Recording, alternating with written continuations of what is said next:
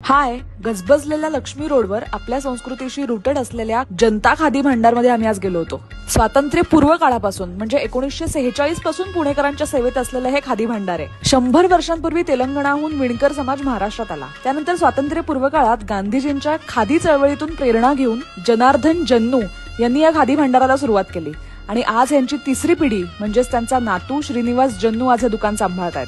आपण सगळेच शाळेत शिकलो आहोत की खादी म्हणजे हातमागावर कुठल्याही विजेचा वापर न करता कापसाचं सूत काढून त्यापासून बनलेलं कापड.